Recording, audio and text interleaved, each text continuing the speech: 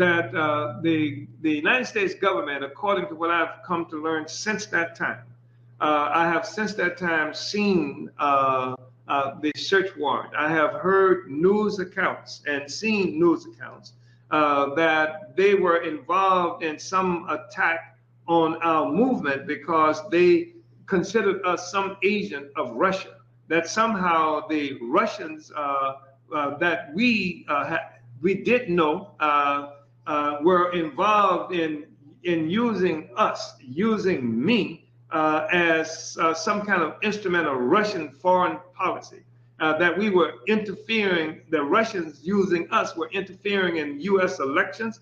They indicated that the election campaign in 1917 and 1919 that saw comrades Jesse Neville and comrade Achille and I participate in a reparations on agenda for the first time in the history of this country. In an election, the reparations issue was raised. Jesse, welcome to WMNF. Tell us about the March for Reparations. When is it and why are you doing it? Thank you, Sean. I'm glad to be here. The March for Reparations to African People is happening on October 17th of this year. And it's a national day of political action that the Uhuru Solidarity Movement is coordinating to call upon white people in particular to come out and take a stand of principled solidarity with the Black community and their struggle for power and self-determination over their lives. It's going to be happening in 6 cities throughout the US, including right here in St. Petersburg, Florida, and as well as in California, Oregon, St. Louis, Missouri, and other places throughout the country. It became so significant that it forced the presidential candidates in 1919, I think it was 2000 rather, to put reparations forward as a part of their campaign. They saw the significance of our movement. And so Jesse Neville, who we ran for mayor in St. Petersburg, Florida, and Achille Anayi, who ran for city council in St. Petersburg, Florida, in elections that for the first time in his history, Barack Hussein Obama intervened because they were so terrified, so afraid of the reparations demand being taken to the community. Senator McConnell taking new heat today and making some controversial comments about race and bringing Barack Obama into it. McConnell was responding to an NBC News report that notes that his great-great-grandfathers owned slaves, renewing questions about his stance on reparations. Now, here is McConnell bringing Obama into it. I find myself once again in the same position as President Obama. We both oppose reparations, and we both are the descendants of slaveholders. We're talking about an election that saw Achille and I lead a march with scores of white people marching downtown St. Petersburg, Florida, where only 20% of the population is African, and they were all uniting with reparations to Black people, and they were chanting that, and they were chanting anti-colonial slogans. So this is part of what happened, and they want to tie the Russians to this. They're saying that somehow the Russians are using the African People's Socialist Party and the Uhuru movement to bring disregard to their democratic institutions, and that's why they attacked our house, which is ridiculous in its face for a number of reasons. Number one, if they were interested in dealing with anybody that was giving a bad taste to anybody in the world about U.S. elections, then they would have had to deal, first of all, with the fact that a mob of white people, apparently supported by the majority of white people in this country, given money by huge corporations who exist in this country, tried to overthrow the government on January 6th. Not a single flashbang bomb was used. It wasn't the Russians did that. That was white people. You didn't see these people who said they were following Trump on January 6th. You didn't see Trump having to face drones in his house, flashbang grenades, or anything like that. It's just an absolute nefarious lie that they are constructed as a part of a propaganda war that they engaged in against Russia and against black people in this country and around the world. So this charge that somehow we were interfering through Russia, Russia was interfering through us against honest and noble elections in the United States government, where they used to kill us for even trying to register to vote, where some of the most significant leaders of black people came to be known by the world because they faced police dogs, bombings, and stuff like that in order to vote. And somehow the noble U.S. government is attacked. Russia is attacking this noble U.S. government in this electoral process through the African People's Socialist Party. It is the most ridiculous charge, the most ridiculous claim. And they are not saying this because they believe many people, a majority, certain of African people will believe that it is a part of a serious kind of war, ideological war that they're waging against black people here and that they're waging against Russia. And, you know, at the same time they're doing this, we have to look at this case of this young woman, Griner, I think her name is, who has been detained in Russia, who confessed to bringing into Russia controlled substances, marijuana or something to that effect. And the U.S. is so concerned that they're trying to use this detention of this woman who confessed to having done it as an example how Russia is opposed to black people. And they're doing this in part because they haven't got a single African country, even neo-colonial sycophants, to unite with the United States and the United Nations in terms of how they are targeting Russia in this Ukraine-Russia question. And if they talk about misusing, and so now they're using this woman to try to discredit Russia in this way. And they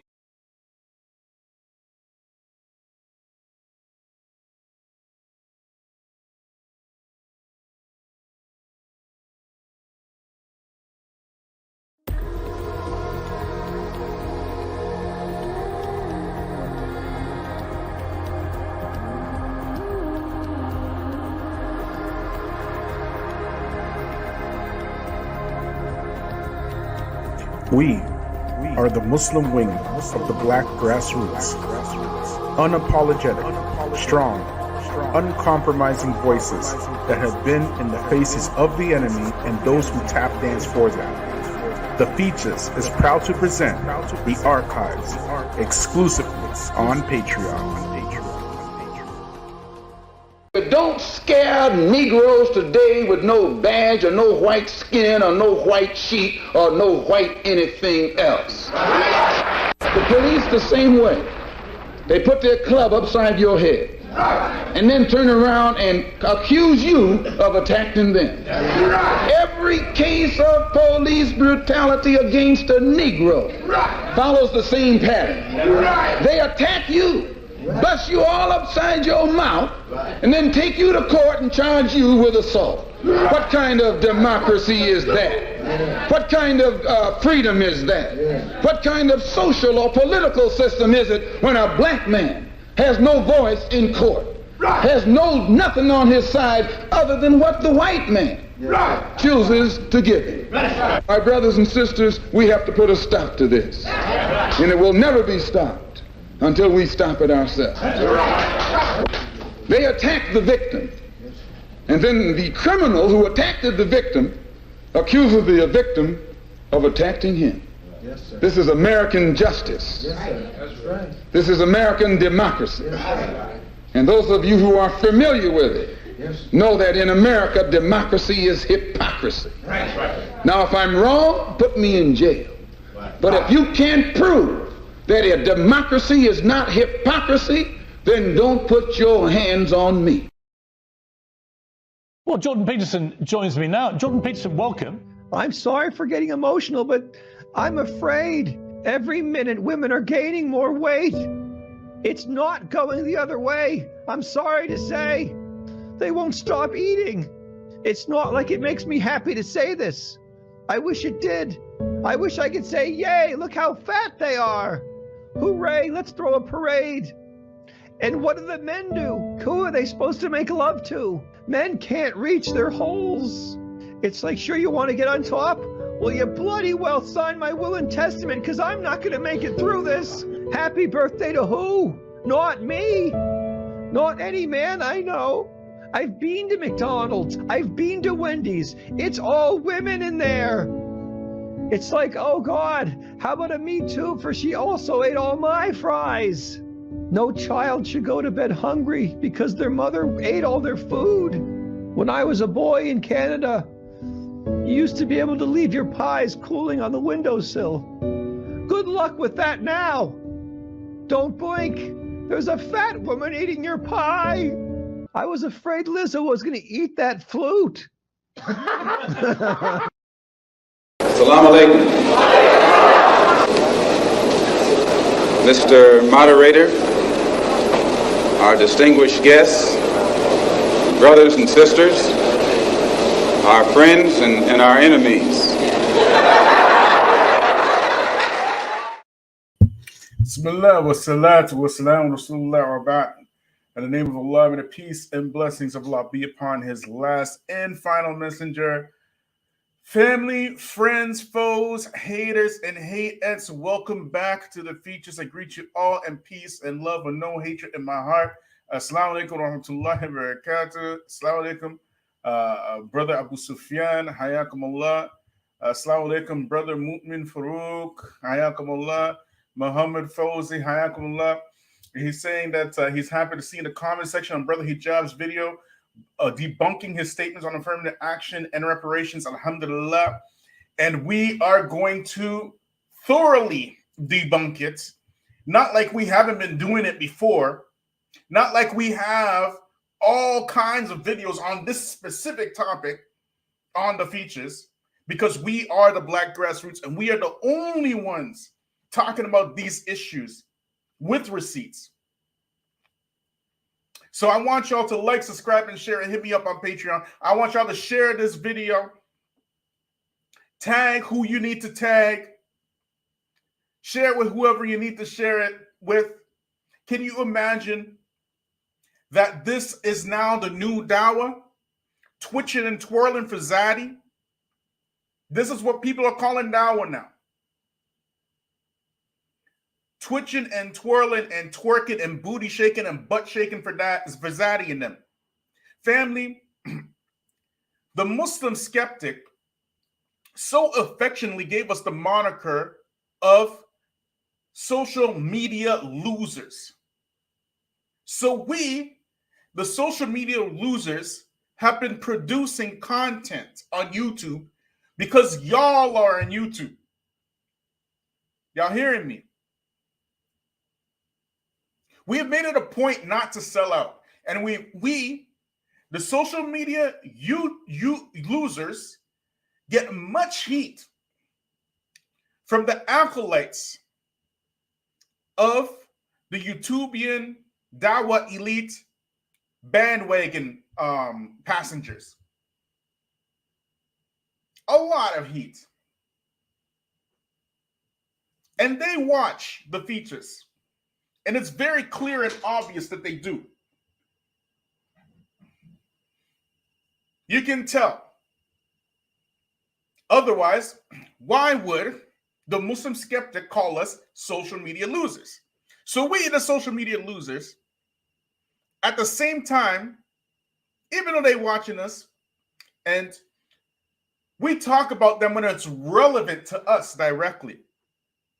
Otherwise, we just largely avoid them, because we have important work to do regarding Black folks, and particularly Black Muslim men, women, and children. But we, the social media losers, okay, y'all hearing me, have been telling you for years that your so-called Muslim brothers and sisters are not only ready and willing to throw you under the bus for their own benefit, but they will involve themselves in the left-right paradigm for political expediency and their own benefit for their specific ethnic groups.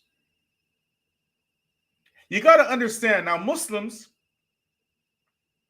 in 2022 are now an ethnic group. You get it? It's no longer the religion of truth. So now we out here talking about Islamophobia. But when we're talking about Islamophobia, who are we talking about? Arabs, Pakistanis. We're not talking about black folk.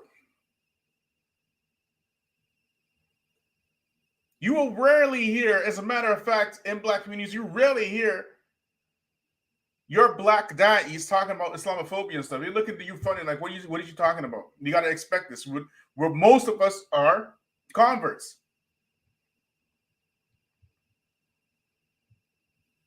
Black folk deal with racism a hell of a lot more when Islam. They're going to look at you with a side eye, like, Islamophobia. What you saying? What is you saying? You don't know where you live? So we have this situation with Jordan Peterson. Jordan Peterson was finished in the Muslim community. He was done.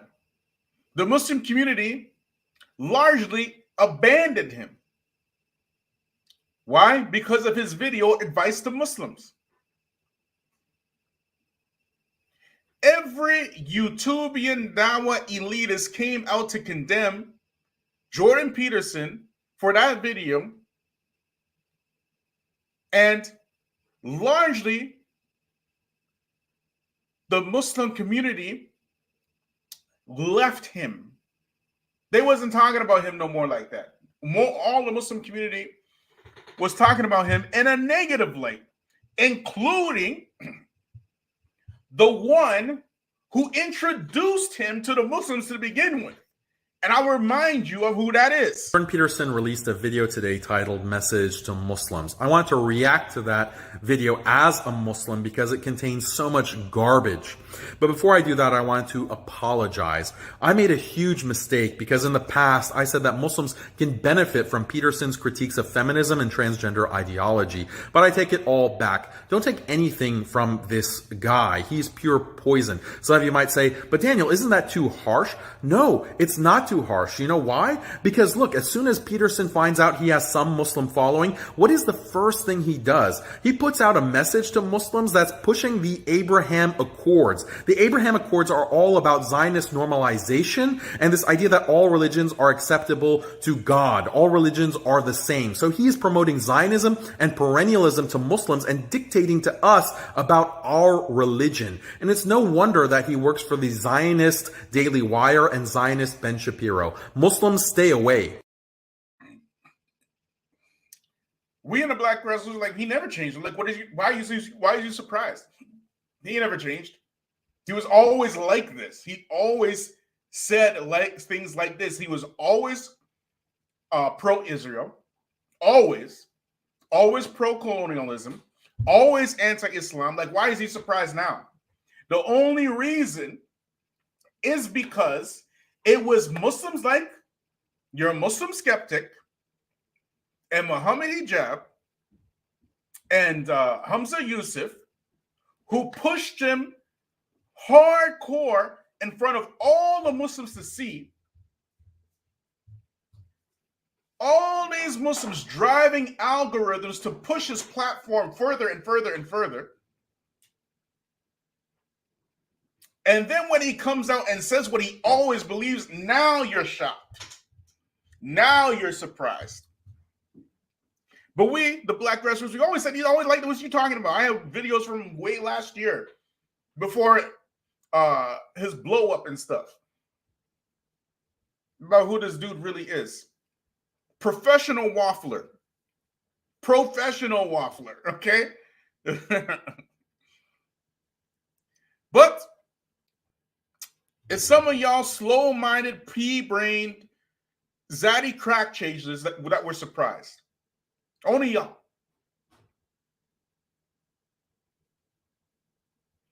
You watch in admiration, yearning and longing for Zaddy's approval. So much so that you turn a blind eye to everything they say and do and believe in order to acquire Zaddy's approval. This is what you do. So you will sell out any type of principle that you have to get close to whiteness. Your closeness to whiteness is your Jannah on earth. And your YouTubian elites have picked up and exploited that. And they've turned webcams and microphones into weapons of ideological warfare, so much so that the youth, they believe that philosophy is the Quran and the left-right paradigm is the Sunnah, and replacing Islam with socio-political thought of ambitious men.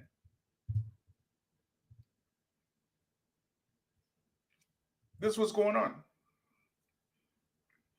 So your influencers pick winners and losers, not based on their taqwa. They can't do that. They can't do that. But based upon transactional relationships, monetary gains, and skin color. And this is exactly what the brother Mohammad Hijab has done here. Just imagine all the Muslims were done with Jordan Peterson. They were finished. Nobody was thinking about Jordan Peterson after Message to Muslims. We were done. And it was amazing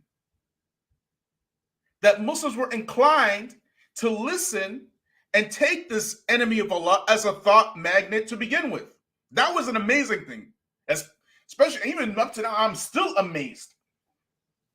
I'm still amazed that Mohammad Hijab, the brother Mohammad Hijab, thought it was a good idea to invite Jordan Peterson back and reintroduce him to the Muslims after all that.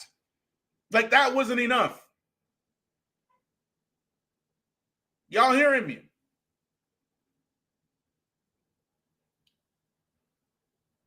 Furthermore, it's not even just that. Look at what he did just, I believe it's just like a few days, last week or 2 weeks ago. Just watch this, y'all. In case you didn't know, watch this.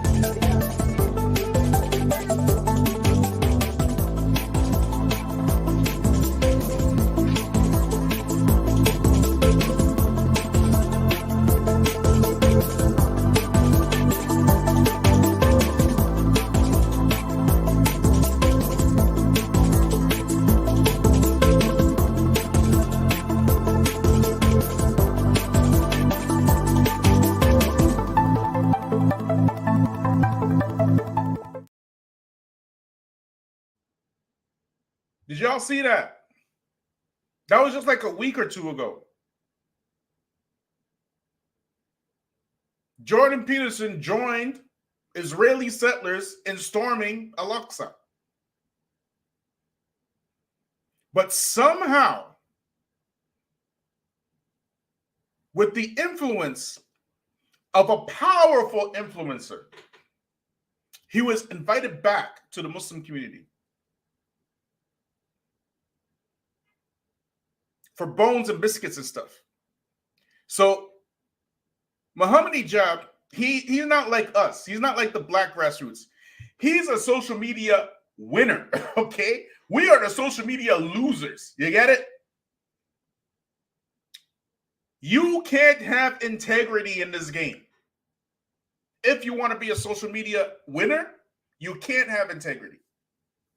You have to sell out. And he's rich. He's rich. Rich, bitch. Okay?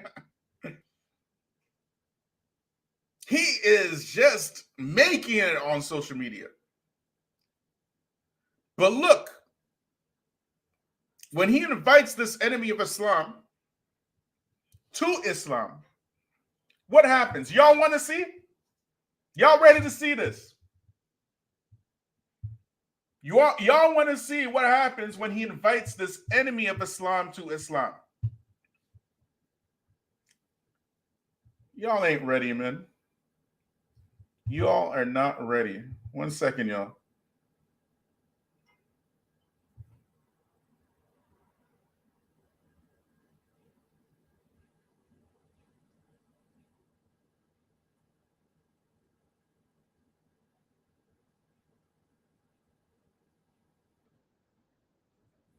One second. Let me cue this up for y'all. Just in case he didn't see it.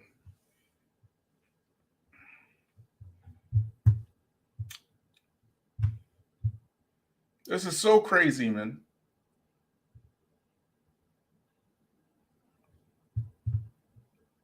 Can you imagine this dude who invites Ayan Hersey to his channel to speak about Islam multiple times, calls the Prophet Muhammad a warlord, goes on Muhammad Hijab's channel to say, how can he reconcile between turn the other cheek, okay? Jordan Peterson, he said, how can he reconcile between the Christian doctrine of turn the other cheek and the Muslim doctrine of expansionist war? And then turn around and talk about men need to be violent. And Christians, and this is the video that we reacted. We didn't react to the message of the Muslims, right? We didn't have to. We've been talking about Jordan Peterson from time. We called him out long before all this debacle, like way last year, before Muslims started inviting him to their channels and stuff. We were calling him out. We talked about his message to the Christians, or what he said to the Christians, how the Christians need to be strong, expansionist, like this type of stuff. So violence is okay for us, and this is the point why you have to understand your enemy, how your enemy thinks. You think your enemy thinks like you, he doesn't. Your enemy is looking for power. Your enemy is looking to make sure that he is the one on top, not you. But anyways, look at here. Let me share this, y'all.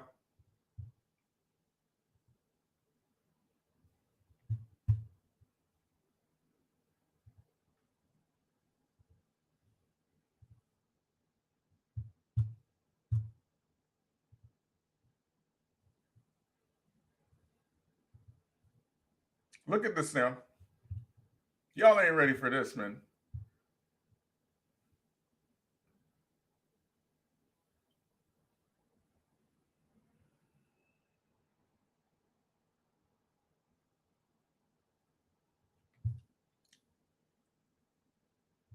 One second, y'all.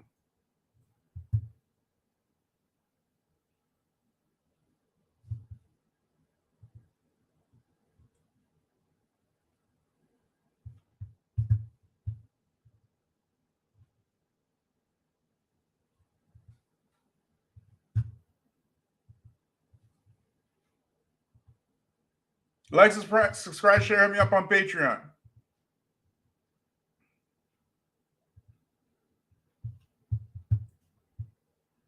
Watch this, man.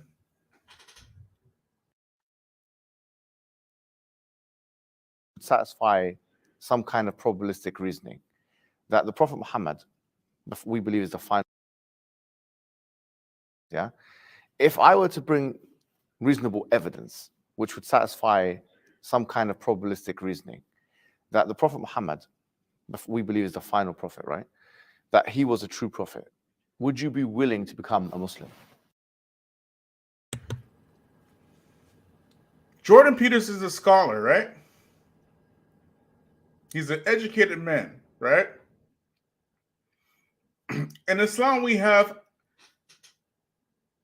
if you can bring us proof, no problem, we'll take it. Bring us proof if you're truthful. That's what we have. Jordan Peterson is an academic, right? At this point, his answer should be what? If he's sincere. Somebody put it in the chat, please. What should his answer be if he's sincere at this point? Somebody put it in the chat.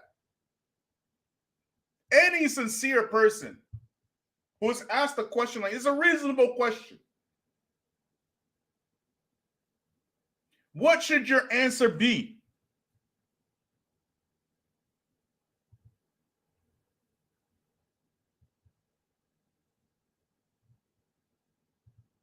What should your answer be at this point?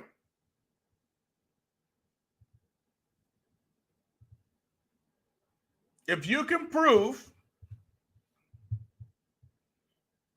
that the Prophet Muhammad sallam,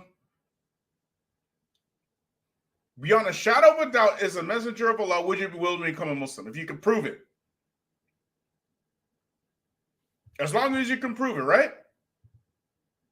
Yes, it should be yes, correct? Let's listen to what Jordan Peterson had to say about that.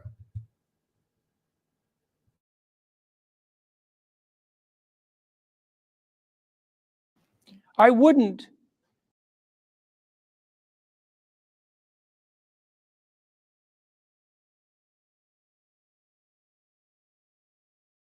Would you be willing to become a Muslim? I wouldn't.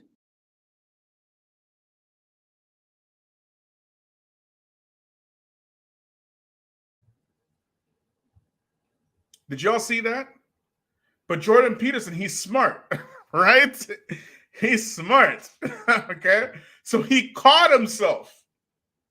So he had to run back and give what he does, this crazy answer. Listen to what he does now. Watch now.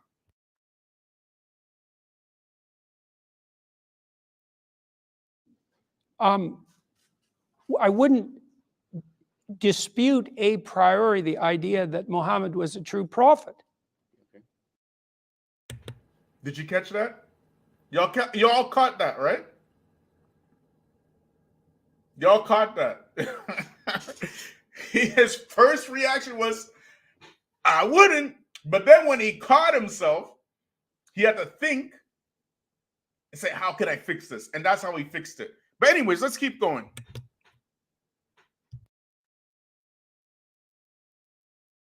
But I don't understand what that means. So like, what, obviously, yeah, so this is the way I'm going to look at this psychologically again. You know, it's people are granted revelations, and it's obviously the case, let's speak empirically, that the revelation of Muhammad united a fractious society. And so it was a uniting revelation. Now, how to conceptualize, but it's not a universally uniting revelation, at least not yet or not now, because we're not all united. So why? Well, maybe we didn't understand the revelation properly. That's one possibility. Is the presupposition what you're saying that unity is the ultimate objective? Well, not exactly, you know, because then you have the problem of uniformity that you pointed out. Even the idea of unity itself. I mean, is there? Well, we talked about so unity is a great. Does anybody understand what Jordan Peterson said here? The question was, would you believe or would you accept Islam if you could prove that the Prophet Muhammad ﷺ was a prophet, correct? Then he started with, I wouldn't. And he caught himself. Then because he caught himself, he had to change his answer mid-stroke. He says, I wouldn't dispute that the Prophet ﷺ is he didn't say something, I say so. The Prophet Muhammad is a prophet, but I don't know what that means. You know how I don't know what does that really mean? What does that really mean? Like, what the hell? What is this guy talking about? He's telling you he's not becoming Muslim. That's what he's telling you. He's not interested in becoming Muslim. He's interested in Muslim money. So he's got to say all the right words to make sure not to piss off the Muslims. And Mohammad Hijab gave him the platform to do that. You get it? He doesn't apply these principles to Christianity, his religion. Is Christianity united the world?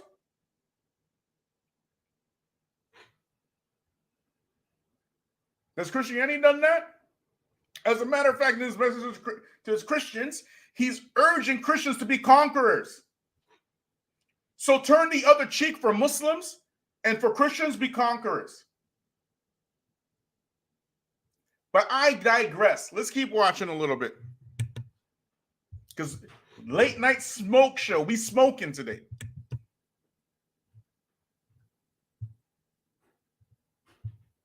Great. Just to be clear, yeah, I believe that unity is a great objective. Yeah, but I don't think it's the all-defining one. For example, if there is an injustice that is so great that disunity is more appropriate, then I can imagine situations where disunity is probably better than unity. Right. I'm sure you can as well. For example, like in the Soviet Union. That would be a false unity in some sense, exactly. Right? So that's what we're that's talking why about. you wanted to address the elephant under the carpet right away. Exactly. We can't have a false peace. Exactly. And we can't incorporate things we can't yet incorporate. Yes. No. The reason why I'm bringing this to your attention is because I feel like it's my duty as a Muslim, especially in the mosque, right, to tell you that as Muslims, we believe that the previous dispensations, as they were like Christian. Family, let me tell you something about Mohammad Hijab, okay? Mohammad Hijab, in my opinion, right, is the best debater I've ever seen, okay? In my humble opinion. His debate with David Wood, in my opinion, is probably top 3, probably even number 1 in all-time smackdowns of debates I have ever seen. Just masterful. Absolutely masterful. He knows very well that Jordan Peterson right now is throwing out as many red herrings as he possibly can to avoid answering the question in a coherent way. Mohammad Hijab, he knows this. There's no doubt in my mind he knows this, okay? And yet still, he's choosing to entertain Jordan Peterson's red herrings. Why do you think that is? Why doesn't he just call him out on it?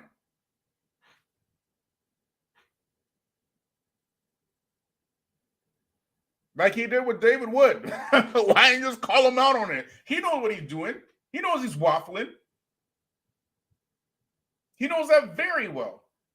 And I'm sure the intelligent people that are watching this right now know that Jordan Peterson just waffled and Mohammad Hijab gave him an out.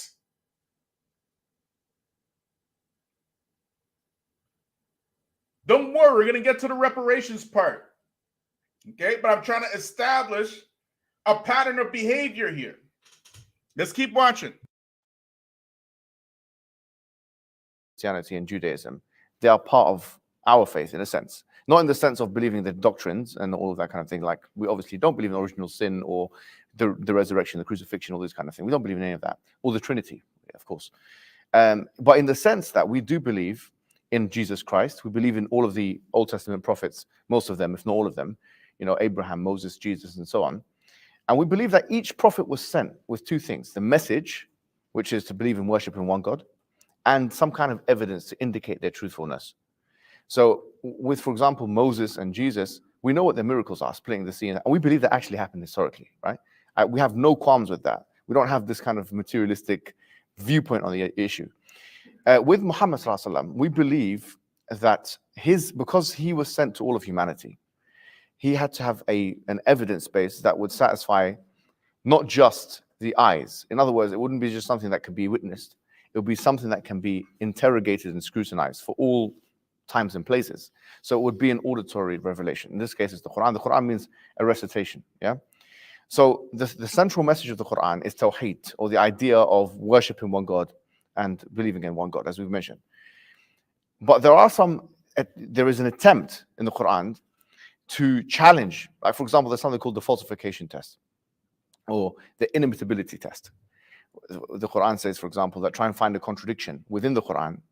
Had it been from other than God, لَوَجَدُوا فِيهِ اخْتِلَافًا كَثِيرًا, we have found in it many contradictions. This inimitability challenge is to produce something as sophisticated as it in terms of the linguistic composition as well as the structural component. This is very interesting because now even Western academics like Angelica Neurath and others have said that this challenge has not been met. It's a German Orientalist. She's recently said this. So this is another thing. And then you have a range of prophecies, for example. Like if you look at Deuteronomy chapter 18, verse 21, it's mentioned in the Bible that one of the hallmarks of a true prophet is that, or a false prophet, is that when they talk about the future, that it will be false. But the Quran makes very specific prophecies about the future. For example, in chapter 30, verse 2 to 4, it says, غُلِبَتِ الرُّومُ فِي أَدْنَى الْأَرْضِ وَهُمْ مِنْ بَعْدِ غَلَبِهِمْ سَيَغْلِبُونَ. That the Romans had been defeated. At that time, there was a Sassanid Empire and the Roman Empire, and they were in war with each other. And that from 3 to 9 years, they would defeat the enemy, you see. It gave very specific timelines. It gave very specific, and this was a very risky type of prediction, because if you got it wrong, then it would endanger and undermine the entire prophethood of the Prophet Muhammad. But it did happen. In fact, you'll find historical things which are not even in the Quran. Rome was defeated? That the Romans had been defeated by the Persians in a battle. Yeah, okay. And so it's mentioned, for example, the Chronicles of Theophanes, which is a primary source material outside of the Quran Sunnah. You can find it now; it's even translated into English. He clearly mentions that 8 years after this particular prediction took place, it did happen like that. So we have a range of predictions, even that relate to the current day. The Prophet said that the barefooted Arab, they will be competing for the highest building. That sexually transmitted diseases would be proliferated as a result of people having intercourse outside of marriage, and that this would be something that would be diseases that had never been there in the past. The interest-based economy that we live in is mentioned by the Prophet. I said in the future, interest will be everywhere. Whoever does not consume it, he will not be able to evade its dust. So this is another thing. So for example, you've got a range of prophecies where Islam will spread country by country. Where, this mentions, he's going to go, there's a hadith that says, that the earth has been expanded for me. I saw its west points and east points. And my nation will reach its points, what was projected, and it's in east and west. If you look at the Islamic expansion. I mean, Barnaby Rogerson, who is a historian, he said that the similitude of the Muslims going eastward and westward and conquering the amount of countries that they conquered in that early period, which you can read in the book that I've given you, is like Eskimos taking over Russia and America. That's what he said, Barnaby Rogerson. On the point of prophecies, even people like Edward Gibbons, they agree that the prophecies of the Quran had been met. So I have to ask. Yeah. So I don't understand the question exactly. He wants to know if you'll convert to Islam. No, I'm saying that. No, that wasn't. Well, look, I would say to some degree, it's not up to me. No, but my question was. So that explanation that Mohammad Hijab gave was masterful, correct? An incredible explanation.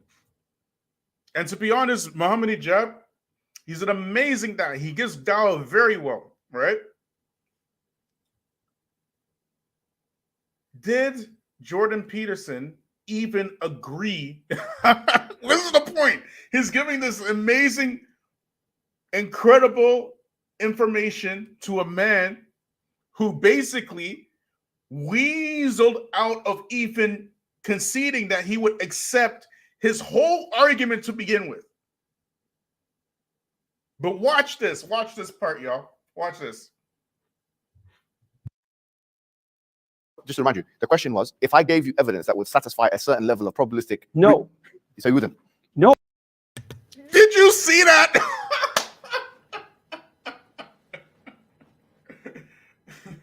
Did you see that? This is the guy he's bringing back to the Muslims. This guy. Watch, y'all. Oh, because that isn't how I evaluate the situation. How would you evaluate that? This is the well, I'm Muslim enough to have been invited to your mosque. No, you're always invited. No, but I mean this specifically. I mean this very specifically, I don't think in some sense, it's a very complicated problem. Okay. When people meet me on the street, they'll say things like, I met... Watch this, y'all. You guys are going to trip when you see this. Watch this, man. I got to slow this down, man. Watch this. I got to rewind it just a little bit so you can catch this part. Watch. Street, they'll say things like, I met a couple of Orthodox Jews in New York, and they said to me on the street that they call me rabbi, which was Rabbi. They call me Rabbi. This guy, he thinks he's Jesus and crap, bro. What the hell? The Jews on the street, they call me Rabbi. What an honor. Look at this guy, man. It's a hell of a thing to hear. It's a hell of a thing to hear. And that's why I can't become a Muslim, because I'm a rabbi. Oh my gosh, man. And y'all calling him sincere. You Muslims, you funny looking Muslims, man. You calling this crying, calling this sincere because he can pull up, bring the water shed at the instant. So he comes out, he says, no, I'm not becoming Muslim. And as soon as his tears come out, oh, okay, all right. Don't become Muslim. Like, what is wrong with y'all, man? Anyways, back to the reparations. I just want to show you who this guy really is. I want to show you guys. This is who you guys are putting in front of Muslims. The Jews, when I was in New York, they called me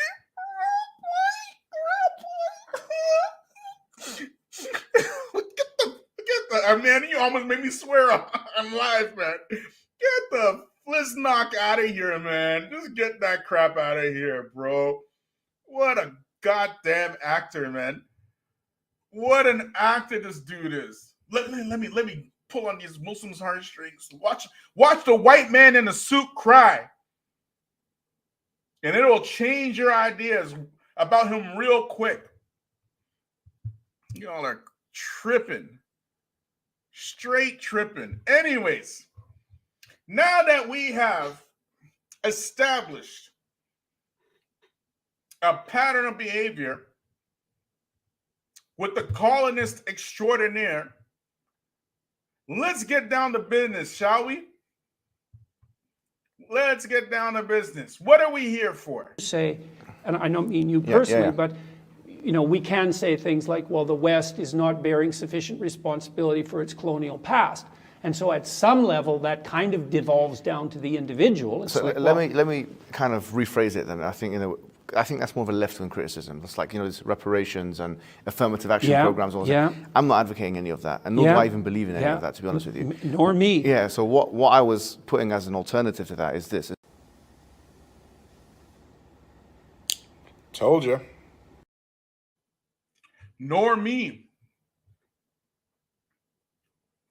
Let me tell you something, okay? First, let me ask y'all, is reparations a leftist criticism? We dealt with reparations a lot on this channel. Is it a leftist criticism? Let's inspect it, shall we? Let's inspect what the world's most famous leftists have to say about reparations, shall we? Let's have a looky here. I'm going to actually, you know what? Let me put the link to join me early this time. So anybody who wants to do some group roasting, you want to roast like a family? You want to come to the cookout together? Links in the chat. Let's do this, shall we? Let me just share this with y'all. Remember, I didn't say it's a leftist criticism. Who called it a leftist criticism? Mohammad Hijab, correct? What did the leftists have to say?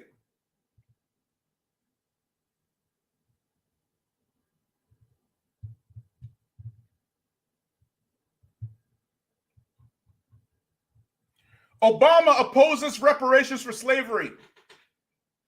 Y'all seeing this? Who is the Obama that is being talked about in this article from Daily News? Democratic presidential candidate Barack Obama opposes offering reparations to the descendants of slaves, putting him at odds with some black groups and leaders. Very first sentence. This article was put out in 2008. Y'all hearing me?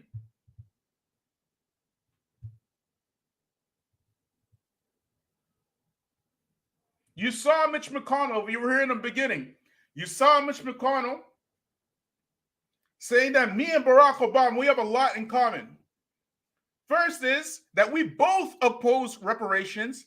And the second is that we're both the descendants of slave masters.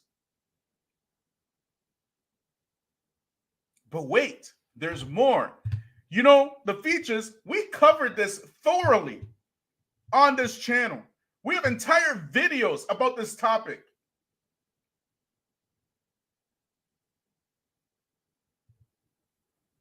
Is Barack Obama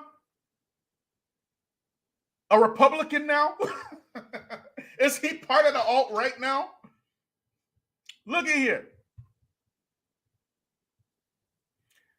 This was a video I did like last year, I believe, in 2021 or 2020 even, right?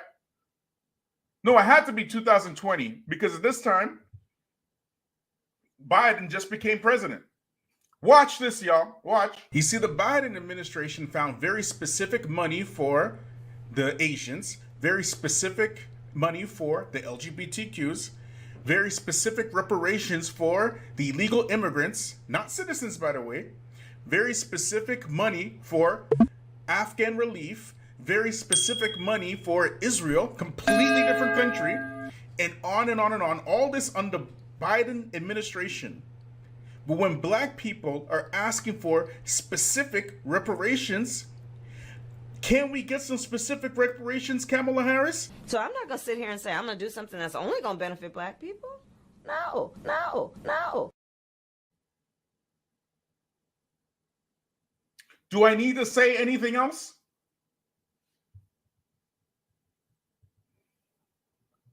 Do I need to say anything else? All the way last year. But he certainly would support a study of reparations. We understands that we don't need a study to take action right now in systemic racism. So he wants to take actions within his own government in the meantime. So Joe Biden said he want to study reparations before he give reparations for black people. But how long did he study the anti-Asian hate bill before he gave the Asian community $156 million? And how long did he study before he gave the anti-LGBTQ hate bill $100 million? And how long did he study before he asked Congress for $30 billion for Afghan relief? And how long did he study after giving Israel $3.8 billion? But now Joe Biden has another group that he wants to give reparations to. Administrations and negotiations to pay millions of dollars in reparations to families who were separated at the U.S.-Mexico border under Trump's zero-tolerance policy. The payments would amount to $450,000 per person.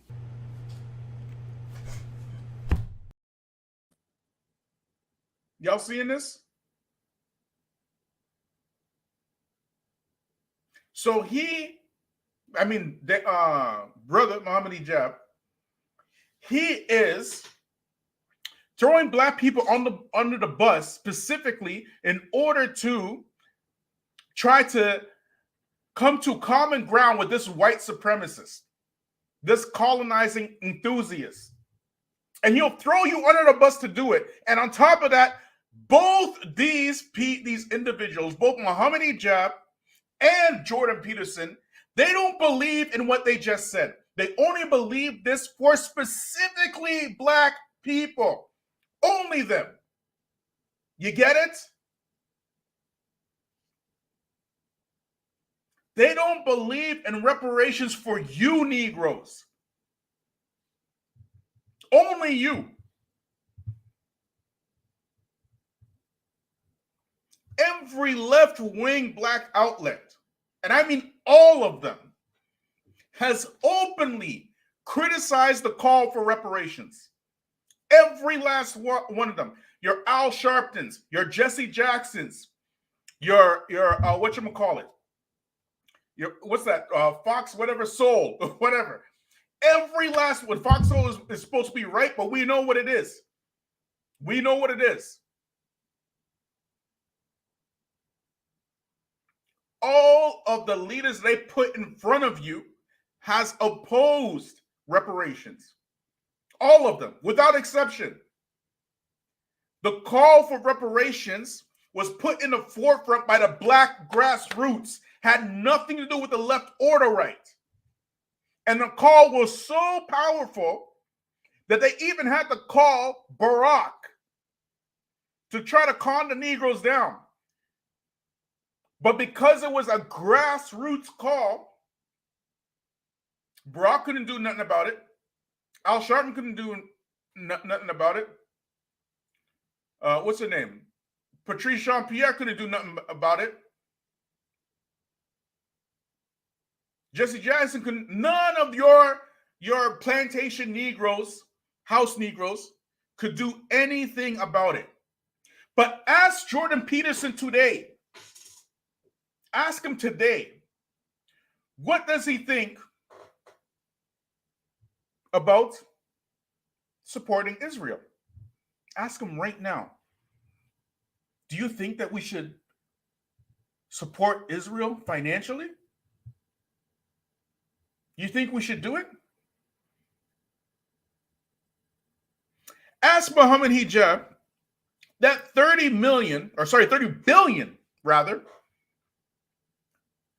that the Biden administration gave to the Afghanis, since we don't believe in reparations anymore,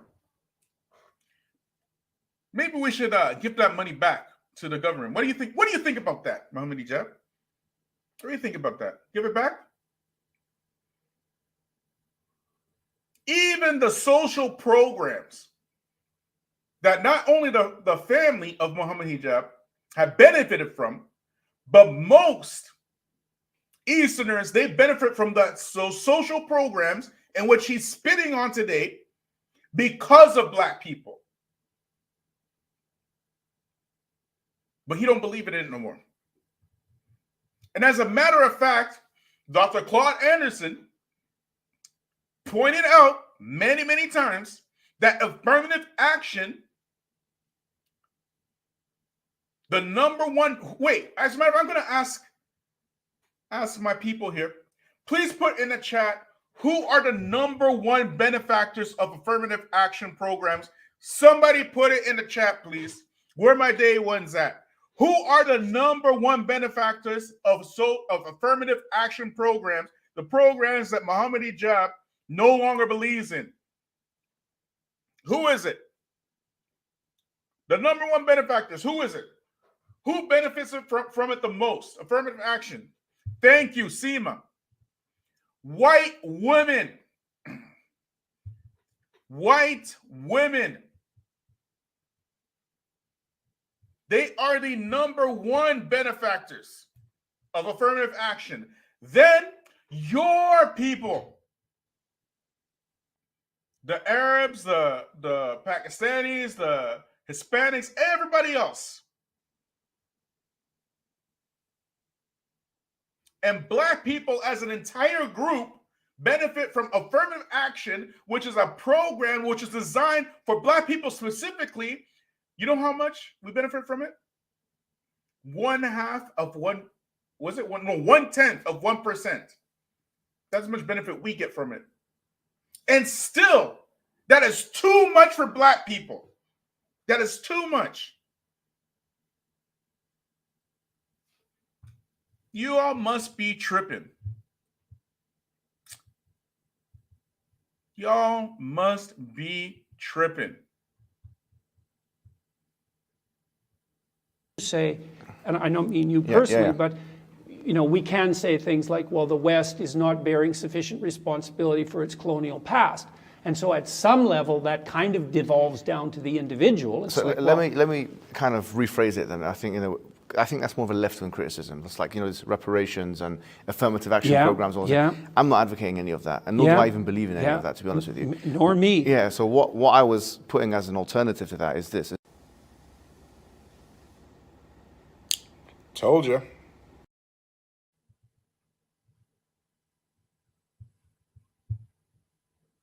You can't make this crap up. You can't make this crap up. I would love to see these left-leaning politicians, these political pundits. Maybe Mohammad Hijab can introduce us to some of these these left-leaning political leaders in any country, really, that are pushing for left reparations for black folk. Where are they? Do they exist? Do you remember my day ones? Do you remember when Biden came in power and he was giving out free crack pipes and stuff? Free crack pipes. Now he's done a new thing. Joe Biden, because the call is so powerful from the black grassroots, mind you, it got nothing to do with no left or no right, anything. It's the black grassroots that are making this call. You know that Joe Biden recently put a bill that anybody with a conviction of smoking marijuana will be released from prison? Can you imagine this? Can you imagine this? That's how much pressure is on the Democratic Party right now, because they are being abandoned by black people.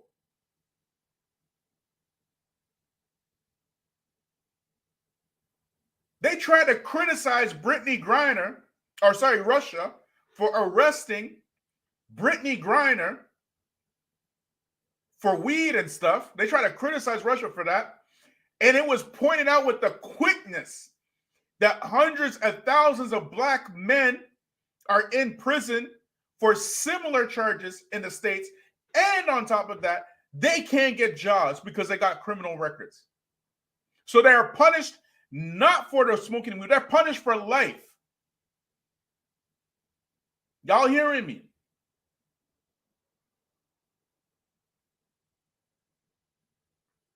He coming out saying it's leftist criticism. Leftist where? Where are these leftists? Talking about, yeah, the Negroes need to get some money too. The black, but specifically black people. See, they try to lump you black folk in as a minority. You're people of color now. You're not black, you're people of color. Who is people of color? Anybody who's not a white man is people of color. And then they use the model minority, which is everybody else, including your Muslim foreigners, especially your Muslim foreigners, rather, to come in, give them bones and biscuits, and say, you see, they can do it. Why can't you do it? Do you know what's happening in Canada today with this Ukraine war? Do you know what's happening in Canada right now as we speak? Do you know that the Canadian government is bringing these Ukrainians not as refugees from Ukraine? Do you know how they're bringing them into Canada? Do you know they're bringing them into Canada with work visas? Work visas. While Africans have to struggle for years and years and years and years and years trying to get a work visa, they're just handing them out to Ukrainians. But not only that, don't stop there. Do you know that in Western Canada, they're giving these Ukrainians free land? Let me repeat that, because just in case you didn't get it. They're giving Ukrainians free land in the west coast of Canada to farm. I can't get free land. Believe me, I tried. Well, why? As a matter of fact, you can even ask my sister, she's in the chat. Yeah, I tried to get the free land. I can't get it. Now you tell me how these Ukrainians are getting work visas, okay? And free land in the West Coast for somebody like me. What is the main difference between me, citizen, Canadian citizen, okay, born and raised in Canada, you know, trying to do my best in Canada? What is the difference between me and these? How are they doing it? How is it that Pakistanis and Arabs can come here And within just a couple of years, they own property and cars and sending their kids to universities and all kind of stuff. And we don't see any of them in the hood ever, like never. If they're in the hood, it's like some short period of time, and then they're out. How is that possible? And meanwhile, us, who are aboriginal to the West, we can't get a single perk from this government or any other Western government, rather, even though we weren't asked to be here. We're not like y'all. Y'all asked to be here. Y'all wanted to come. We didn't have a choice to be here. And now that we're here, not by our own volition, mind you, and the wealth that you see in the West, all of it is from the blood and the backs of black people. All of a sudden, you don't believe in reparations no more. Meanwhile, at the end of slavery, or rather the Civil War, rather, black people were promised what? What were they promised? They were promised 40 acres and a mule, correct? Did they get it? Did they get the 40 acres and a mule for having 100% of their time, labor, bodies, and children forced into chattel slavery? Did they get the 40 acres and a mule? They were fighting for freedom.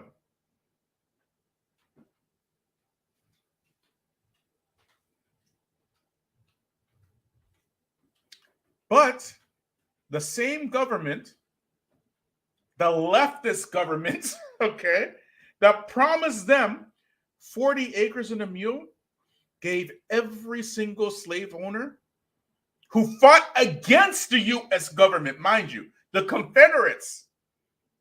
These are the enemies of the states.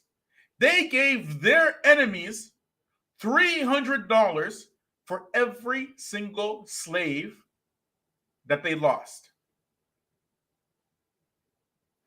But Jordan Peterson, he don't believe in reparations. He don't believe in that.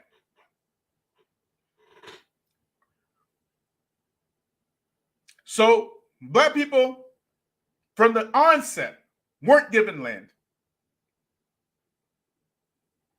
Then, when we started getting land, who was right there to make sure that all of our successful communities was raided and razed to the ground? Who was right there to do that? But Jordan Peterson and Hijab, they don't believe in no reparations, right? Meanwhile, from an act of Congress, the Homestead Act, after World War II, gave millions of acres of land to white people coming in from Europe for free so that they can come and help build up the United States. But not only that, they promised, World War II rather, they promised black folk who fought this white man's war in Europe, you're going to get free education for your kids, homes, health care, if you fight this war for us. Did they get it? Did black people get this? Yes or no? Did black people get this? Yes or no? But y'all don't believe in no reparations. You don't believe in no reparations. And at the same time, in the 1930s, Syrians, Lebanese were being invited to the West as white people. And even my parents' country of Trinidad, do you know it's Syrians and Lebanese that run that country. Syrians and Lebanese run Trinidad and Tobago. And not just Trinidad and Tobago, several islands. They are the ones who own the logistics of food imports and make sure that food is imported to the islands, even though the island can sustain themselves completely, totally. There's so much food on the islands. It's ridiculous, but the people are still hungry. The people are still hungry because they are making sure they get a profit off of these Negroes. The Negroes who didn't ask to be there. These islands are completely black because of slavery demographics. And Arabs from the Middle East are running these countries, but black people shouldn't get no reparations. Not only that, we're not done. We're not done, okay? We're still going.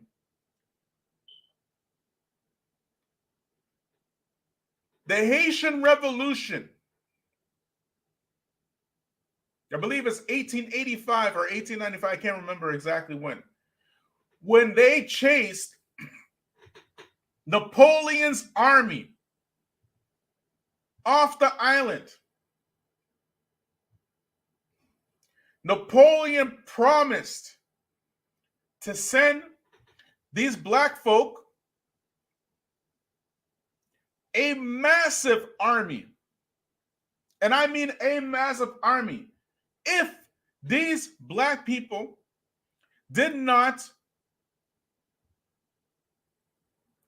were not prepared to give the French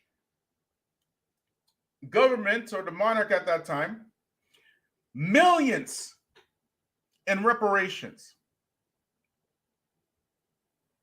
The USA saw this revolution and was threatened by it because they know that this Haitian revolution will cause their slaves to get robbed up. So it was in their best interest to make sure that this small island of Haiti not only was impoverished, what was perpetually punished and is being perpetually punished up until this very day. Look what's happening in Haiti right now because of these Americans and these French. When the call for reparations was being, the drum of reparations being called in the 90s, the U.S. government made sure there was a coup in Haiti. They made sure there was a coup in Haiti today. They made sure they had a steady, supply of slave labor coming from Haiti for their corporations. The slaves were paying reparations to their slave masters. It's okay for the slave to pay reparations for the slave master, but it's not okay for these colonial bastards to pay reparations to us. These wicked devils that you invite to your platforms.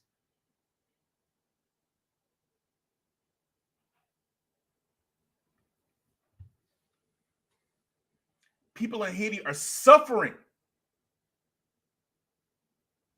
But you don't believe in reparations at that time. The British government, which you enjoy, Mohammad Hijab, the benefits of the British government. We're not done. We're not done. You, Mohammad Hijab, you enjoy the benefits of the British government. Your family enjoyed the benefits of the social programs from the British government. When slavery ended, the British government had to take out millions in loans. To pay who? Who are they paying? Their former slaves? No. They're paying their slave masters reparations for lost property. Who was the lost property? Me. My people. We were the lost property. And you know when these loans were paid off, Mohammad Hijab? 2015. I know you weren't born after 2015, so it's one or two things.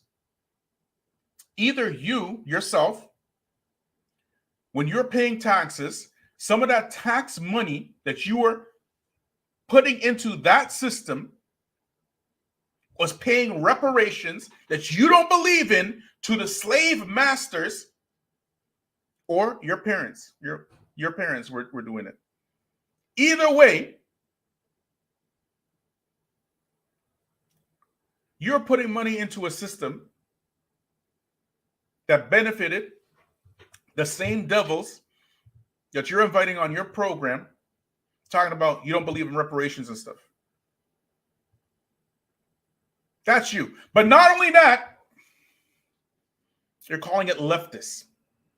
Was it leftists when they were giving British slave owners reparations? Was it leftists when they were giving U.S. slave owners reparations? Was it leftists when they gave, after World War II, black people nothing, but Asians, the Japanese, reparations? Was it leftists when they gave, when they forced former slaves in Haiti to pay the French government reparations, and the French government used that money to build the Eiffel Tower in order to, and sent that Eiffel Tower to the States, the wealth from Haiti?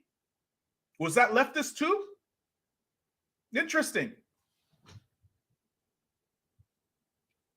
Interesting. But what I really want to know is, where are these leftist politicians? Because I need to talk to them. I need to get my check cut. Can you please point me in the direction where they are, please? Because black people are looking for them so that we can vote for them.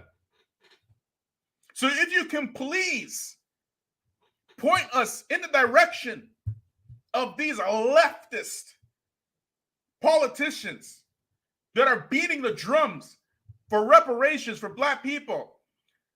Can you please hook a brother up with a phone number, a email, a Twitter account, something? Please.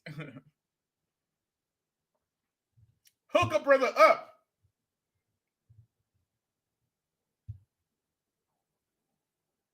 He intentionally threw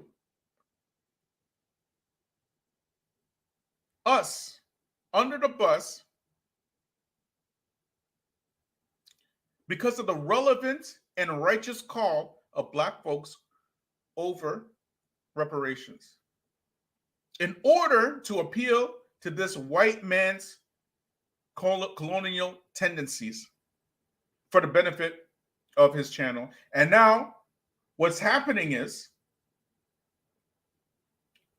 his acolytes are coming to this channel. You can go read the comments if you want, that short clip that we put out, and calling us all kind of names.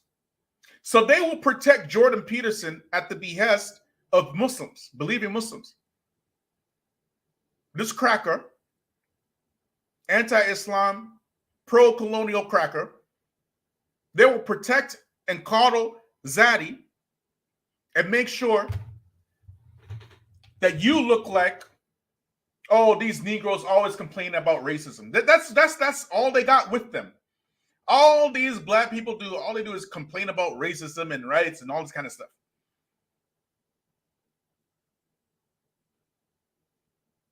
You get it? You see how the game works? There's no way that Mohammad Hijab doesn't know that this is not a leftist talking point. He's way too smart for that. It was the black grassroots that made this a talking point, not liberals. Liberals and the left and the right in this right-left paradigm, they agree religiously on like 2 or 3 things. First, their support for Israel. Second, making sure that black people don't get anything when it comes to economics, especially reparations. If you look at what Mohammad Hijab said, he doesn't even believe that anyways. He don't. He's saying that because whatchamacallit? What's his face? Jordan Peterson. That's why he's saying it. That's the only reason why he's saying it. You know, if you look at India and Pakistan and Bangladesh, these regions, right? If you look at these regions, right? Like I said, Jordan Peterson, he's a pro-colonizing apologist. He believes colonialism was good for darkies. You get it? I want you to listen and listen good.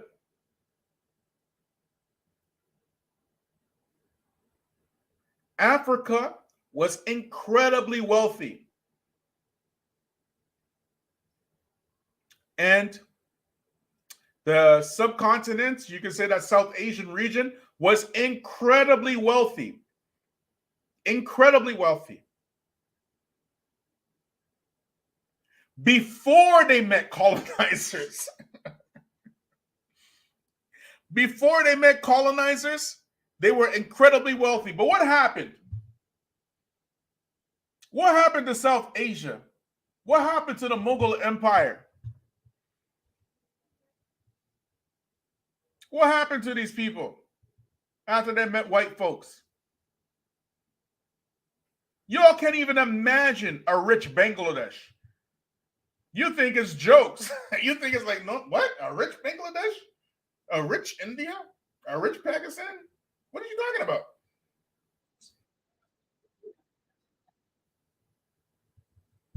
You can't imagine it.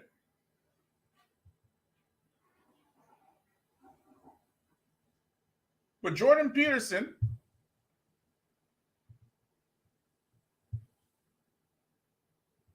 he out here, he said in this you know, I don't know if I should play the clip. Anyways, he's saying in the clip with Mohammad Hijab that, you know, in Canada they have this thing with the residential schools. You know what Jordan Peterson said in his interview? Which y'all can let me, you know, even I'm sick of this guy. I'm tired of talking about this guy. You know what I mean? But he said that, you know, I talked to this First Nation guy, and he was mentioning about the residential schools, and some of it was bad, but some of it was good too. This is the guy you're putting in front of the Muslims, and the Muslims are going for it like a bunch of idiots. I'm sorry to say it like that, but yeah, like a bunch of idiots. You know what I mean?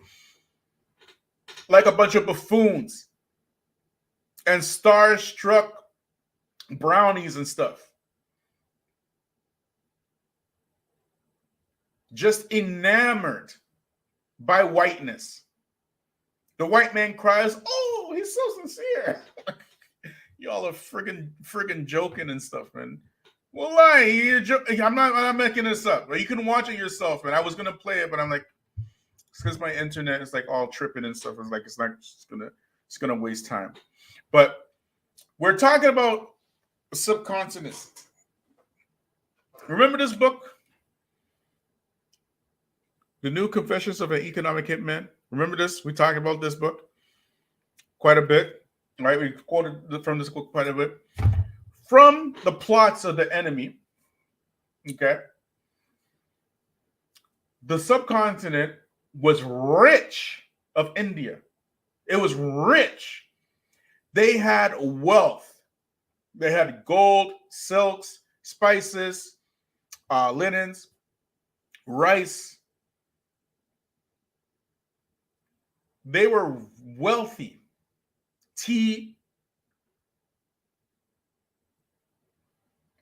And do you know when they met white people, these crackers,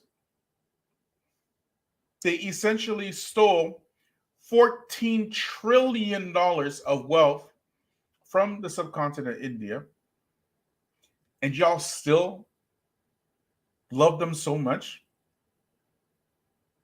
Still, up until this very day, the South Asian community, really, they have everything they need in order to become a world player.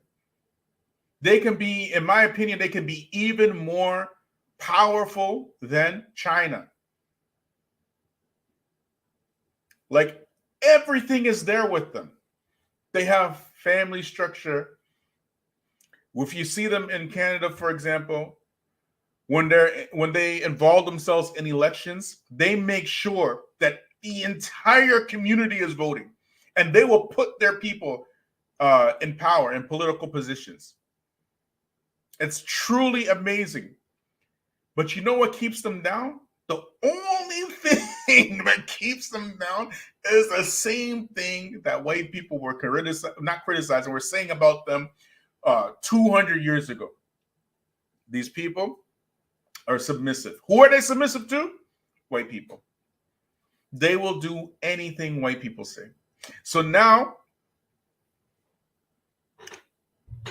200 years later, and $14 trillion of wealth later, you have the situation in India. Y'all hearing me?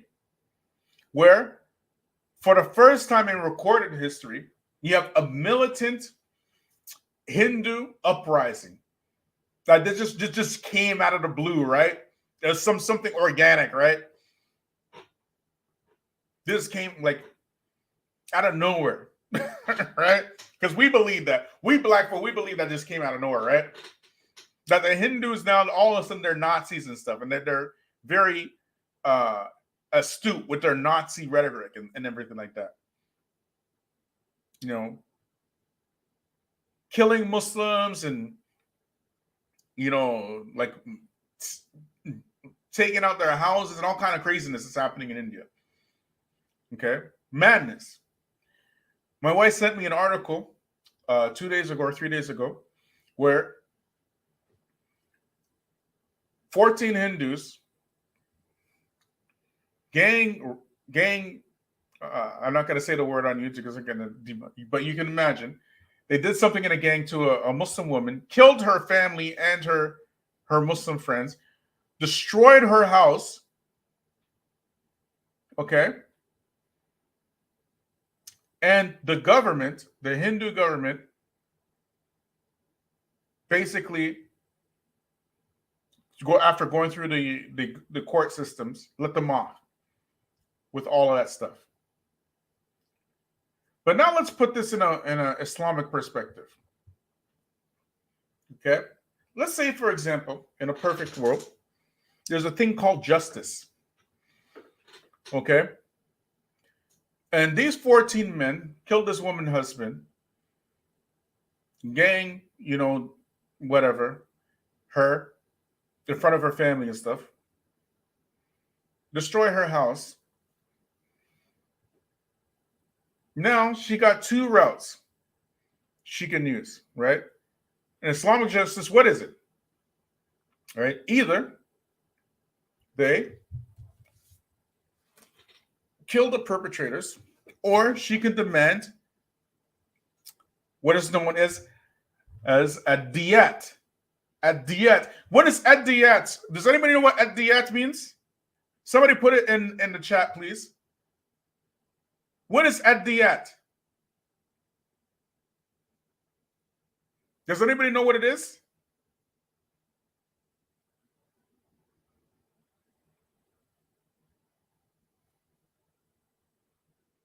Y'all know what adiyat is?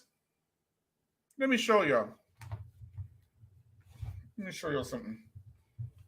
This is Sahih Bukhari. Thank you. Thank you. Blood money.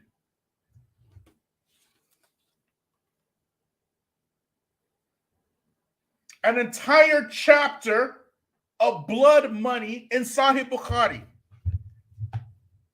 The thing that Muhammad Hijab said he don't believe in. It's in our religion.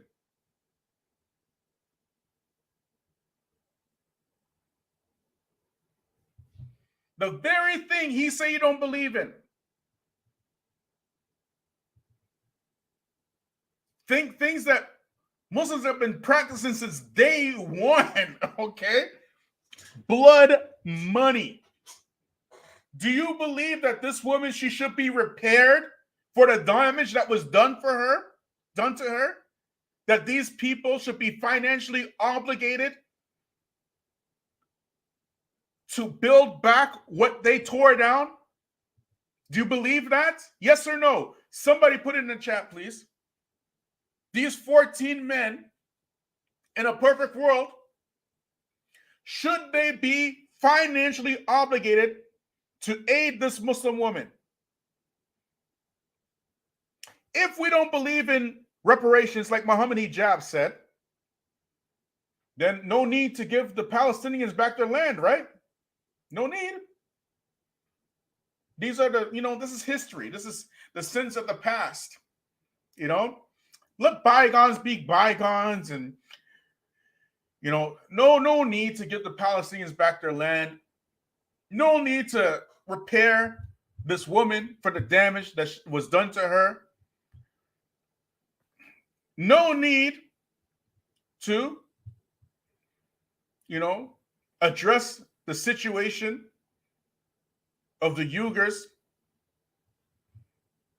and them losing their land, their wealth, their money. No need to address that. We don't believe in reparations no more. We don't believe it.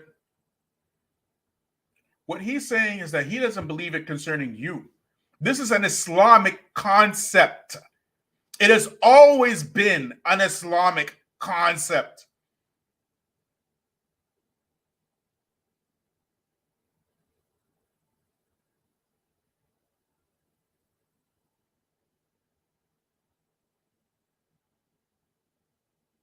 Read this book in Bukhari. Read it. The book of Adiyat. Blood money. Blood money. We want our blood money.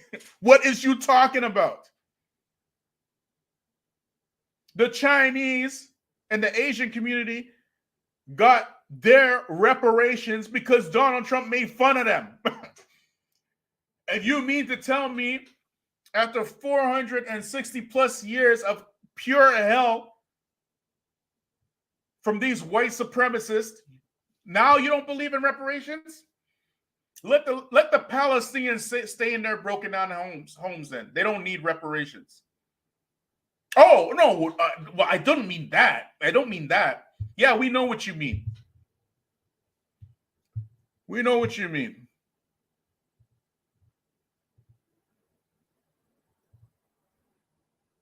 But this is the game now. Make sure that every chance you get, you throw black folk under the bus for likes and subscribes and biscuits and bones and views and whatnot. Be a social media winner. Be a social media winner. Don't be social media losers like us. Don't have integrity. Don't say the things that you actually believe. Don't look and research before you actually make a comment and stuff. Just say what the people are saying. Say what the people are saying so you can be popular. Don't go against the grain. Can you imagine?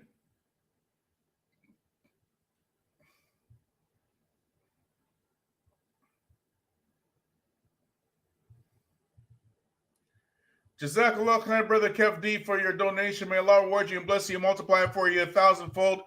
And may Allah bless you for your generosity. Everybody say Ameen. Walaikum salam. Sister Tika says she didn't get notified again. Let me tell y'all something about the Feachaz channel. I'm like very positive I'm being shadow banned. Do you know the last 4 or 5 lives I did? All of them have been restricted in some way through monetization. All of them. That's never happened before. 4 in a row? Never happened before. And on top of that, you know, the videos that I do, all of a sudden, anyways, I'm positive I'm being shadow banned, right? So yeah, just kind of check in on the channel every once in a while, right? Walaikum salam. Walaikum salam, Sister Tika. Let's see what we got here. Brother Amr, they don't want to believe in Islam as the natural progression of what you're supposed to move. Exactly. That's a fact. That's a fact.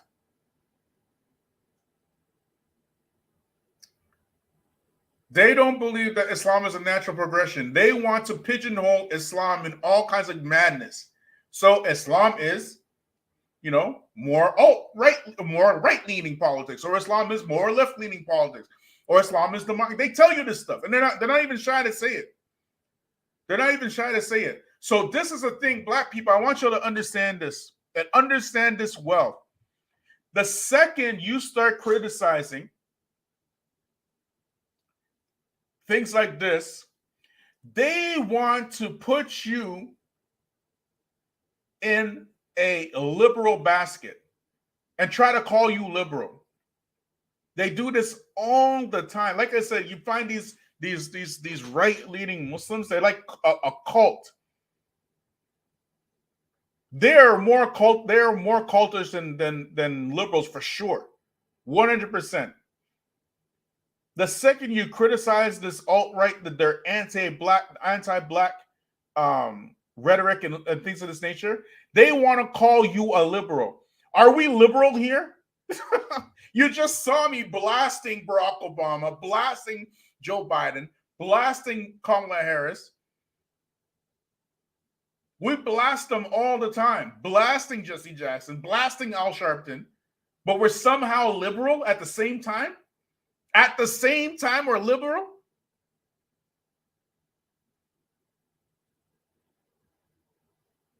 It make sense. Like we didn't publicly make dua against both liberals and conservatives. We publicly made dua against both of them. May Allah destroy both of them. Ameen. Everybody say ameen. May Allah cook both the liberals and the conservatives. Ameen. Sake for best. Hayakallah. May Allah reward you and bless you and multiply it for you 1,000-fold. Ameen. Everybody say ameen.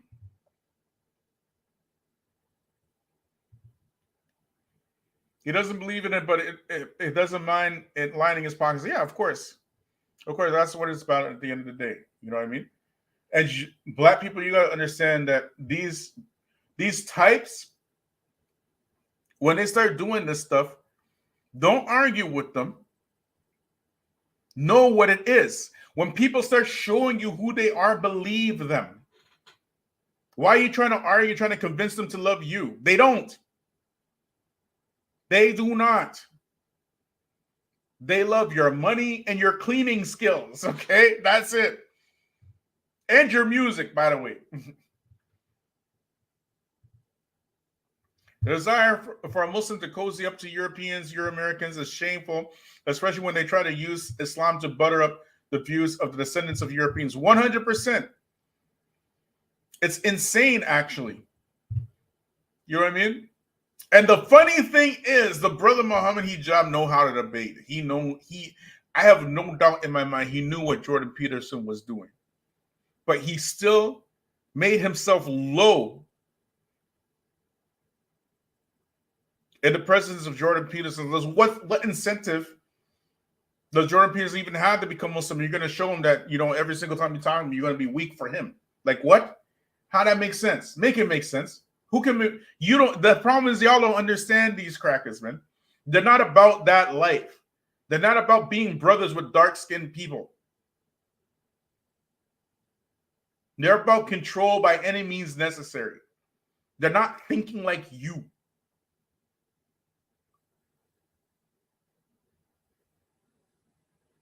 If there is no white Jesus and white heaven and white angels in heaven and stuff like that, they don't want it, period. That's how they think.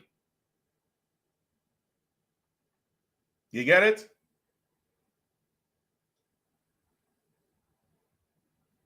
He told you straight up in a nice way and in a very direct way, he's not becoming Muslim. At that point, a logical person would be like, okay, well, fine. Sayonara, have a nice life, go home. Right? You know, at that point, because you can see very clear he's not sincere. He's telling you he's not sincere. But let him put on the waterworks. Oh, they called me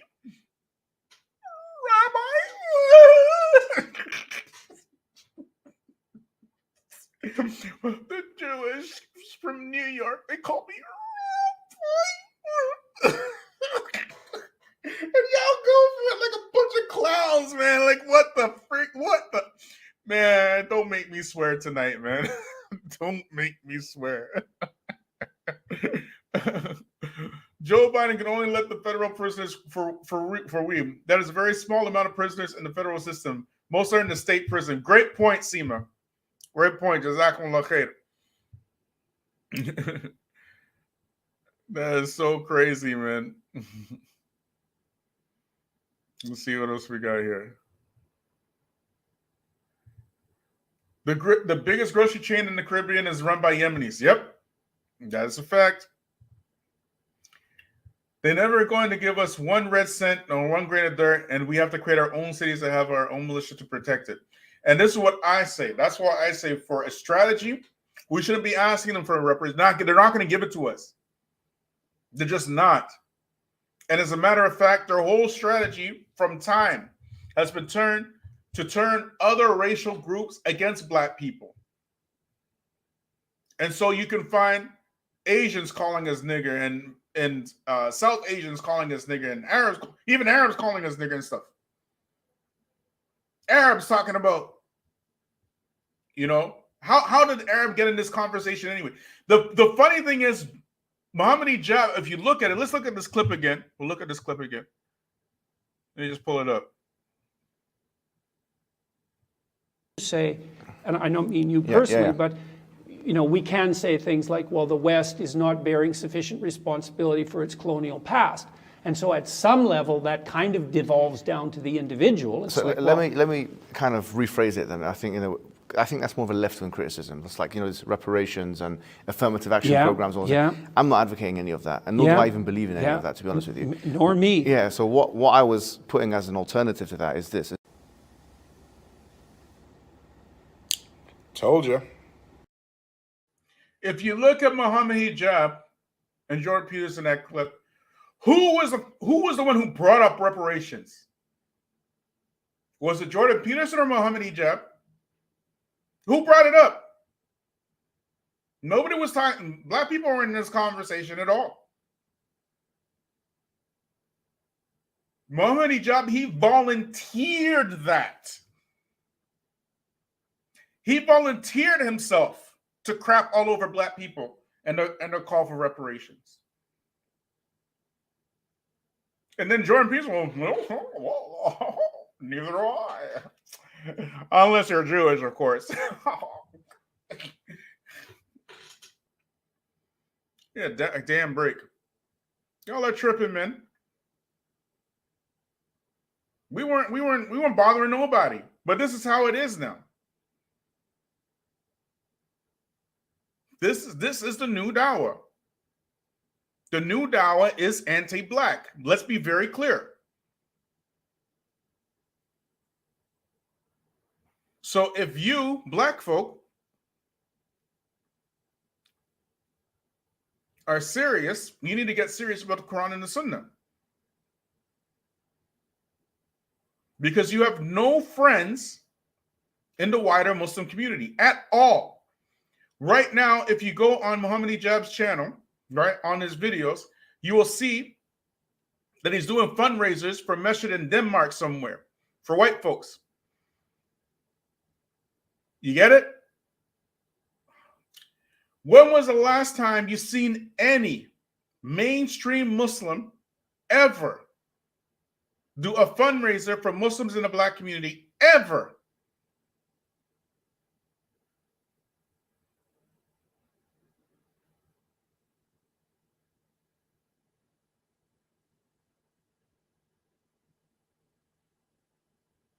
They want to make you look like that all you do is complain about race. And that's what I mean.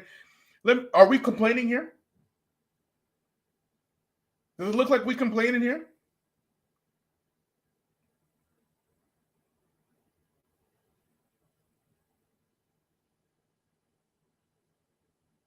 We are demanding, rather, you point us in the direction of these liberal, left-leaning reparationists so we can get our check. You get it? If not, then we are pointing out that you took the opportunity out of your own volition to make sure that you crapped all over the black community in order to impress Jordan community. Jordan Peterson, rather. That's it. There's only that.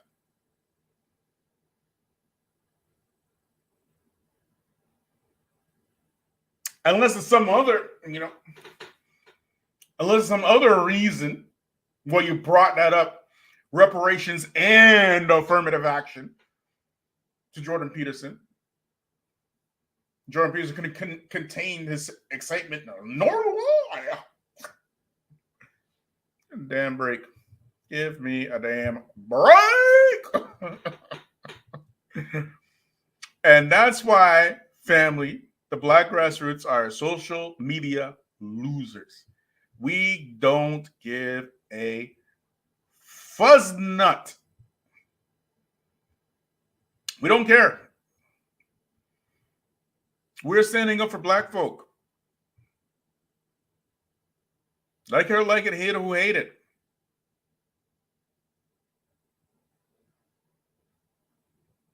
See what else we got here.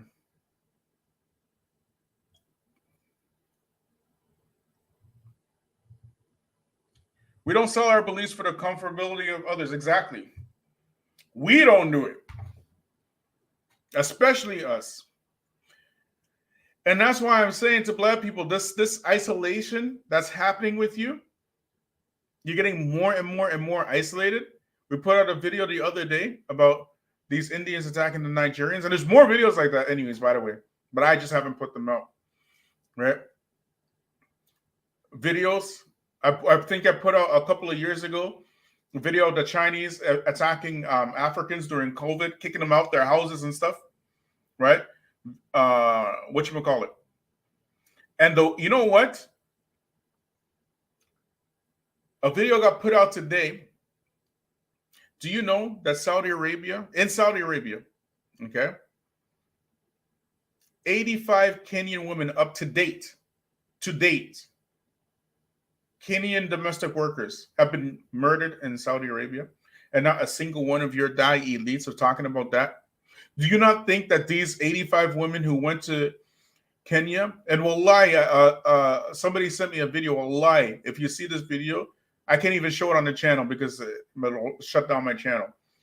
But this video, this woman in Kenya just had a baby 2 months ago. She goes to an Arab Gulf country to work, okay, as a domestic worker. Okay. Do you know what these animals did? These two-legged animals, because she just had a baby 2 months ago, right? She has breast milk. These two-legged animals are forcing this lady to feed their puppies with her breast milk.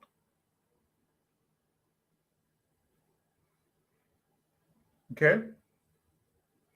you will not find not a single Dawa channel who will say slavery in Libya is wrong. They will not say the rape and the forced sexual exploitation of Muslim women in Arab countries is wrong. You will not say that 85 women being deleted in Saudi Arabia is wrong.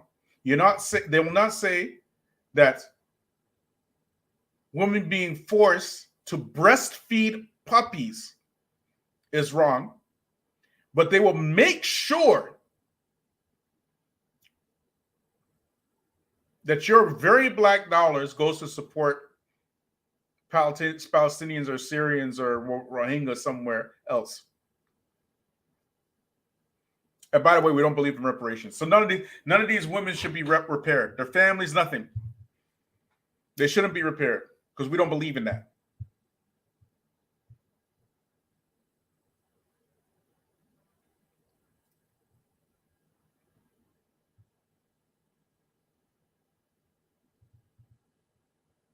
So you black folk are getting more and more isolated. Is that an us problem or a them problem? And if it's an us problem, then who needs to fix it? We do, correct? The entire world is converging against you. So whose help do you need in order to tackle this problem? This is what you've been tested with. You black folk have been tested with this. You're out here begging for the love of your enemy, begging for it. Oh, maybe he's not really, he's trying to fight LGBTs and he's trying to fight the liberal agenda and da-da-da-da-da. So we can't deal with the racism right now. Let's fight the LGBTs.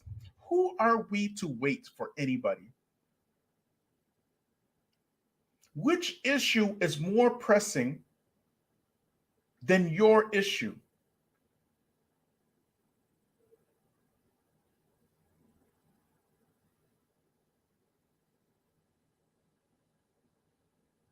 Who are we to wait?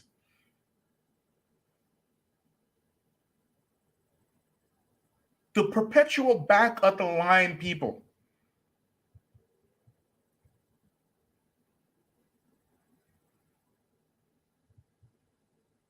Ukrainians are coming to Canada today, getting free land and work visas.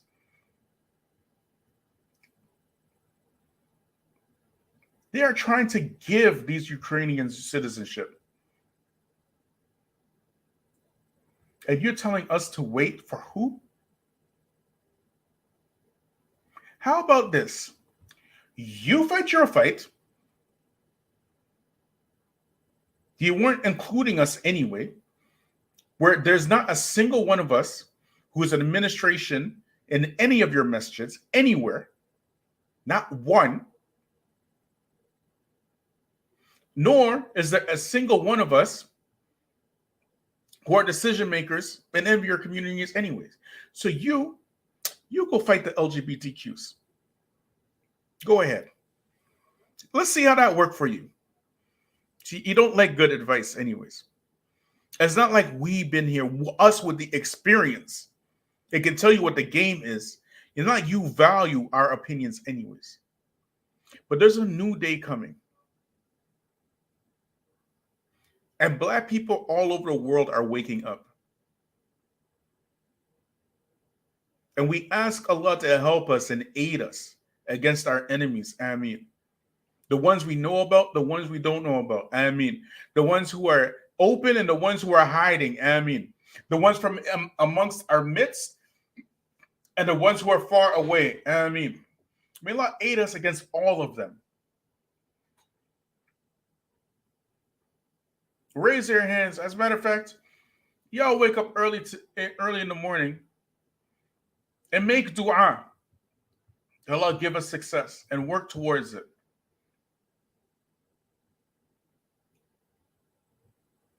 And then we'll see.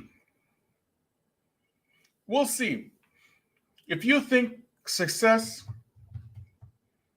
is at the end a twerking and butt shaking for the biscuits of Zaddy, you go that route, and us, we'll ask Allah to help us. Then we'll see who's successful at the end of the day. Subhanaka wa bihamdik, wa ashhadu an la ilaha illa ant, wa astaghfiruka wa atubu ilayk. Family, like, subscribe, share. Hit me up on Patreon. May Allah reward you all. May Allah reward everybody who participated tonight. Assalamu alaikum wa rahmatullahi wa barakatuh. Well, Jordan Peterson joins me now. Jordan Peterson, welcome. I'm sorry for getting emotional, but I'm afraid every minute women are gaining more weight. It's not going the other way. I'm sorry to say. They won't stop eating. It's not like it makes me happy to say this. I wish it did. I wish I could say, yay, look how fat they are. Hooray, let's throw a parade. And what do the men do? Who are they supposed to make love to? Men can't reach their holes. It's like, sure, you want to get on top? Well, you bloody well sign my will and testament, because I'm not going to make it through this. Happy birthday to who? Not me. Not any man I know. I've been to McDonald's. I've been to Wendy's. It's all women in there. It's like, oh God, how about a Me Too for she also ate all my fries? No child should go to bed hungry because their mother ate all their food. When I was a boy in Canada, you used to be able to leave your pies cooling on the windowsill. Good luck with that now. Don't blink. There's a fat woman eating your pie. I was afraid Lizzo was going to eat that flute.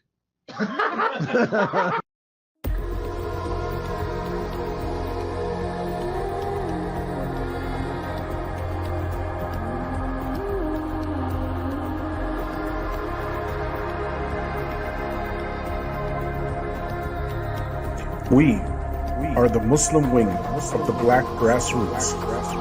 Unapologetic, strong, uncompromising voices that have been in the faces of the enemy and those who tap dance for them. The Feachaz is proud to present the archives exclusively on Patreon.